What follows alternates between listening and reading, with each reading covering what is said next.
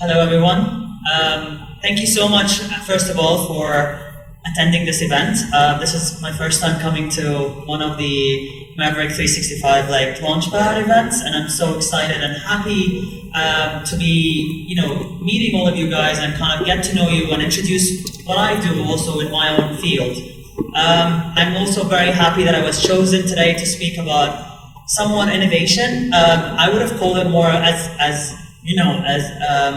a movement, but it's also a journey, and I think this is where I come from, and I want to take you through that journey. So my name is Ghanim, and I'm an owner and founder of Enbat, a vegan investment company that I founded 3 years ago, and that company now have 7 other companies underneath it that are all vegan, eco-friendly, and ethical. How did I start that? Where did I get it from? And where did I start? And I think this is something that I'm still in shock of how I got so far into the whole kind of industry. So it all started back in 2013 when I read a book that was talking about how eating certain foods can actually impact the way you feel, the way you look, the way you interact with your environment. At that point, food for me was only a source of energy. Food for me was a source of just a reason for me to live is what I need to eat. Wasn't something more than that. And I think what I've done is I've started experimenting on my body. So that book was talking about how you need to stop eating meat and chicken and fish and try alternative dairies products and try to cut eggs. And at that time, I was so shocked. I was like, oh my God, how can you tell me not to eat certain food that I was a bit more used to, but I think it's more of a staple in our culture. I grew up drinking milk every day. I grew up eating eggs. I grew up having those meals as my lifesaver. And then one day I read that book and tells me the complete opposite. And at that point, I was in complete denial. I was like, how could something like that be so true? Was I being fooled all my life? Was I being told something that is completely wrong? And I think this is something that I'm a bit, also astonished of how when you understand the information, the knowledge that comes behind food and what it does to your body and what it does to the environment, what it does to the animals, you step back a little bit and you think, okay, you know what, am I doing the right thing, or am I just being just a contributor to a world crisis? So at that time I was in denial. I literally left the book. I didn't continue reading it. I then continued my life. I was living in the US at that time, and I kept seeing those ads on the street, like almond milk, or oh, here's fake meats, or alternative snacks, and I was like, why I've never seen this before? Like I've been living all my life. I've never seen anything about veganism. I didn't know anything about vegetarianism either. And suddenly I'm now seeing all these things. I put the TV on and there's an ad talking about, a vegetarian burger. And I was like, why am I seeing this now?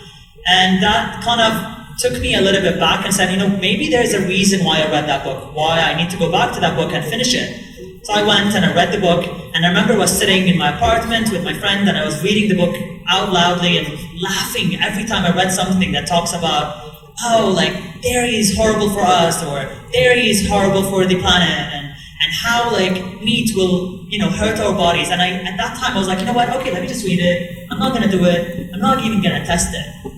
And with everything in life, you go through a few phases. The first phase is denial. The second phase is you accept it, and then the third phase is you embrace it.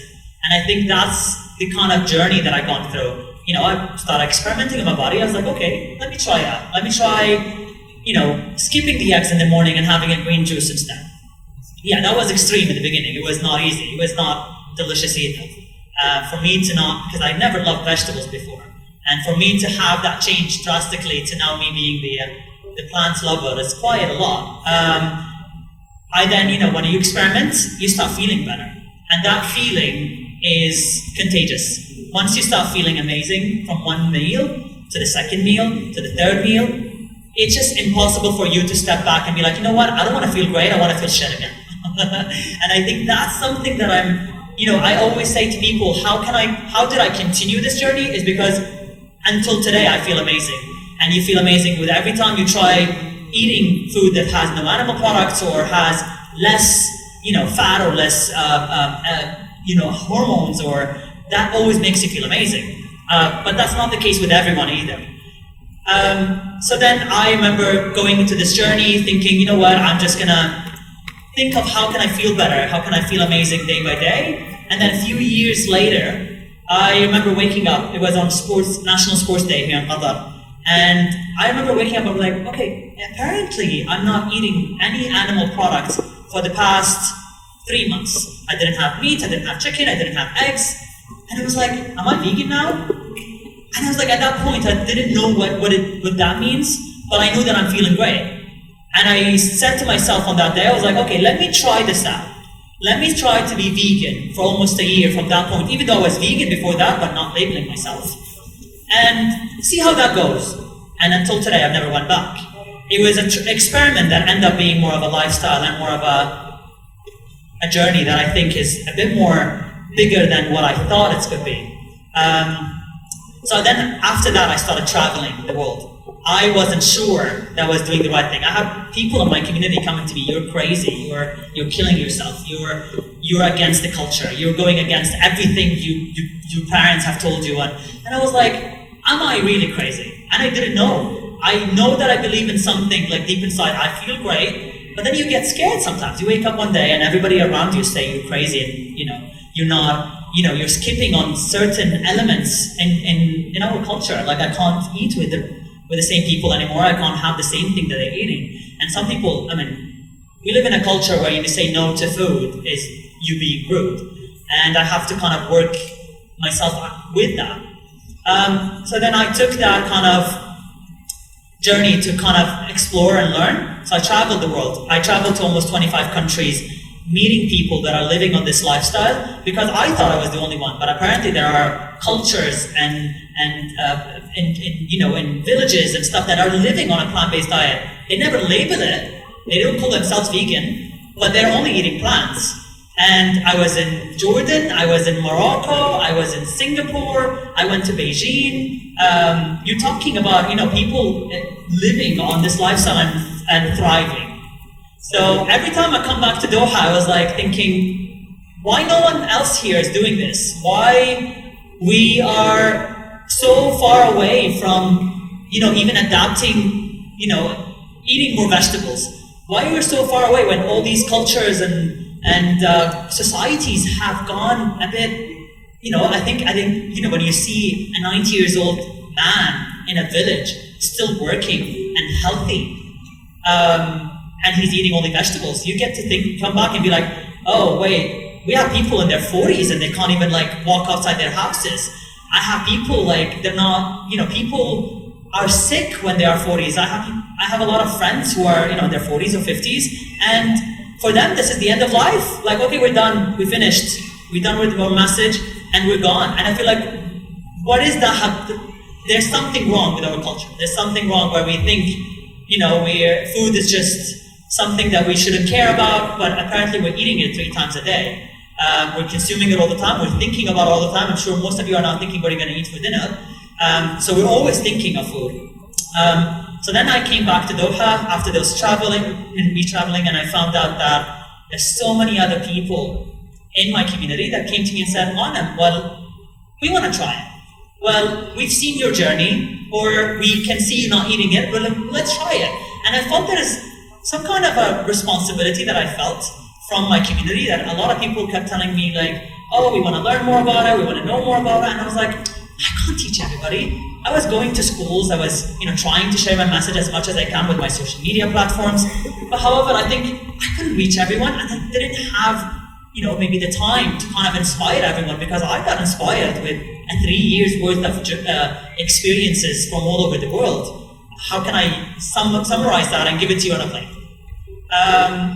So yeah, I think from that point of view, I had the opportunity to start my first business, which is Evergreen Organics, the first vegan cafe in Qatar 3 years ago. And that cafe has started because I wanted to give an alternative options for people. I want people to feel that there's no excuse anymore. You know what? if you don't want to eat healthy, that's your problem. It's not the government's problem. It's not, oh, the city's problem. It's not, oh, my friend's problem. It's not my family's problem. Because that's what the excuses you see with people nowadays. It's always, oh, it's because there's nothing. There's no options. There's nothing available. I don't have food. I can't eat this. I'm on the street. I'm on this. There's always an excuse. Always. So I was like, you know what? Let's cut those excuses out. Let's create a space that can offer you healthy, organic, real food, and put on a plate and inspire people. And that's what I've done. And I think Evergreen was the kind of the source of all the other kind of changes that I've created with my other companies. It's the start of all the other companies. I want to call it an empire, but maybe I still want to keep calling it a movement, because with every product or everything that I come out there and try to, you think I'm trying to sell it, but at the end of the day, I'm actually the most stupidest person to start a vegan restaurant or a vegan business in a country where there's no vegan demand. However, I do believe that to create change, you have to put it in the people's face. You have to make it available right there in front of you, and then you will have to one day, agree a little bit or accept it. And then that's how we're gonna go. That's how it happened to me. I had the book in front of me, and I have to kind of accept it one day. So yeah, I think with that, I will not go through like how the journey with every other company, but I'll just give you a brief of how did that ripple effect have gone from being such a small scale restaurant to something that is, to jumping to having a centralized kitchen that supplies meal plans and supermarkets with vegan cheeses and all the alternatives in terms of milks and granolas and all these things, all kind of health food, to having to open a grab-and-go vegan concept in the metro stations, which just happened 2 months ago when the metro had started, being the first vegan, eco-friendly, vegan grab-and-go concept in the world. You've never seen it, I've never seen it. Please let me know if I'm wrong, because I've never seen it. I know there's a lot of vegetarian options, not healthy products that are on my toiletry and stuff, and I was like, okay, what I'm putting in my body, what I'm putting on my skin, I didn't find anything that I can trust, and I decided to create something that I can believe in and don't need to kind of, I don't need to read the ingredients because I know what it is, it's plants. It's pure plants that I'm gonna put on my hair, on my face, on my body, or whatever. It's all kind of regular products that you use on your body. It's called Botany, so then milk is a kind of a new concept that I'm starting soon. It's not yet open, but it's opening soon. It's a surprise. Will not kind of say what it is now because it's still a surprise. And then Botany Lab is more of it's a kind of a skincare laboratory where you do it's like a 15 minutes workout for your face with elements of plants, and it's a lot of fun. But yeah, both these companies come under one company called Enbat. Enbat is an investment company. So I'm so happy again that my companies are flourishing and thriving. And if veganism is nothing, they wouldn't be here. And believe me, we're not just putting money and trying to push it to make it happen. I think there is a lot of people out there that are in need of something like that. And I'm so happy to have Refinery coming also and speaking after me, because she's also another example of why she's doing this and how the community is actually growing with the health and wellness. And I think veganism is huge. But yeah, thank you so much again. It was a pleasure.